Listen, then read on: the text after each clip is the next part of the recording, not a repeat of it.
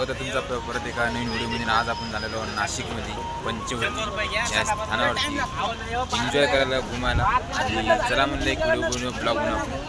तर व्हिडिओने बनत राहा आणि आपल्याला सपोर्ट करा, सबस्क्राईब करा आपल्या चॅनलला आणि व्हिडिओला लाईक करा. तर चला व्हिडिओ आपण डायरेक्ट